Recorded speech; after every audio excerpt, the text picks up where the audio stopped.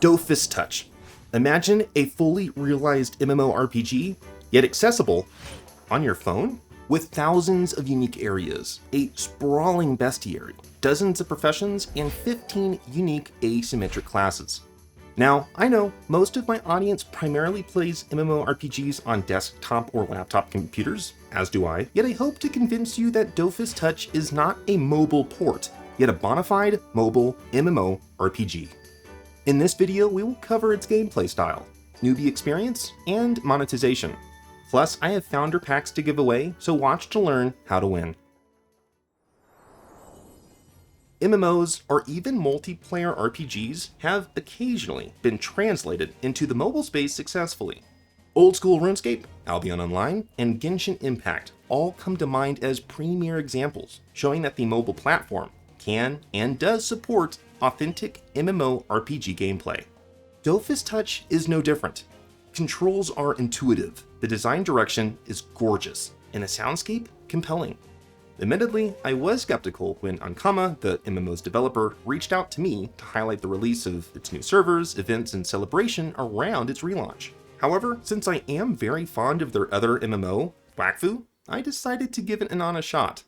Dofus Touch originally launched in 2016, yet it recently released brand new servers for English, Spanish, and French players. Although, ironically, the English server is named Epsilon, which is a Greek vowel.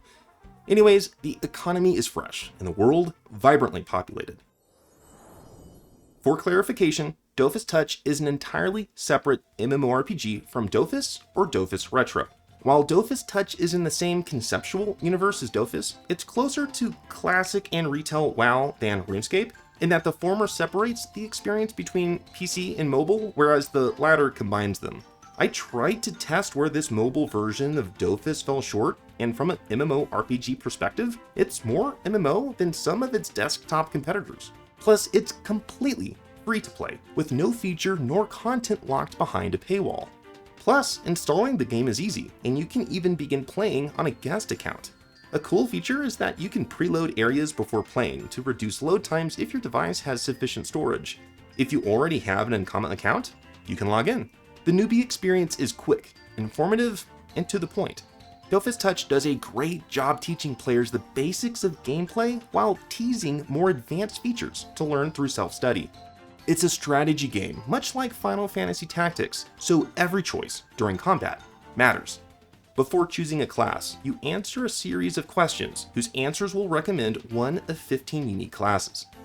These ultimately orbit 4 archetypes: tank, DPS, support, and healing. I played a healer and a tank, both of which were able to complete the introductory section without frustration, and each having a mix of abilities to either punish foes or recluse from danger. After customizing your character's appearance and bestowing a name, you are rushed into the World of 12. Immediately, you notice that much of Dofus Touch is guided. Some players may find this reassuring, as knowing what to do next is just a click or two away, whereas those who prefer sandbox experience may find this off-putting. Regardless, you wash ashore presumably by means of a catastrophic shipwreck, and hear Aeon Spear's voice. He is your guide. The UI does a great job indicating not only on which tile to press, yet also indicates that you use your finger to move. A great and intuitive design decision. In order to move between areas, you push the tile adjacent to an edge. The next zone introduces combat. The default view is tactical in that it does not render your surroundings. I found this to be jarring, and there is an option to change it in the UI. Combat in Dofus Touch has 2 stages: movement and action. Each character has a certain amount of tiles they can move, and abilities consume various amounts of action points. There are ways to manipulate these values, and combat eventually becomes increasingly complex, even in the tutorial area. Also, combat numbers are low that help you gauge your effectiveness. Be sure to push and hold each ability to read what it does, since not all merely deal damage. After successfully vanquishing the foe, you level up. Each grants attribute and spell points to allocate. Early on, levels are earned quickly, so remember to assign them because you'll need all the edge you can muster. You then learn how to equip gear and use your weapon in combat while being introduced to group buffs. It's a great combination and foreshadows how complex playing in groups could be. Plus, you learn that combat is consensual. You only engage in a fight if you make that choice. This means you can adventure in higher level zones without fear of being mercilessly slaughtered, making Dofus Touch a great mobile MMO for exploration and sightseeing. When you reach the first town, you're taught how to use the item shop. This brings us to monetization and why Dofus Touch is different. Comparatively, the developer on Kama is generous. As a thank you for producing this video, they sent me this absolutely gorgeous figurine of the main antagonist in the Wakfu universe, a timeline that begins just after Dofus ends. Its box is decorative too. There's only a limited number available, so check out the link in the description to learn more. Of course, I insisted on you receiving the benefit of this video, so I asked on Kama that any pay that would have gone to me go to you instead as booster codes. But their generosity extends beyond being a good marketing partner. First, the game is truly free to play, like its cousin Wakfu. No content, class, nor feature is locked behind a subscription. Secondly, boosters are extraordinarily affordable, and they come with different lengths of time so you can make the choice right for you.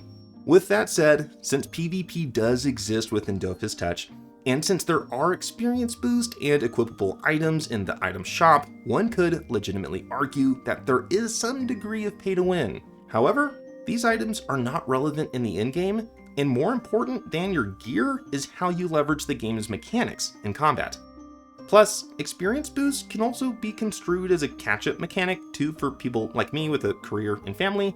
Plus, like Albion Online, you are granted a free booster as a new player that enables you to reset your attribute and spell points for free while increasing experience gain.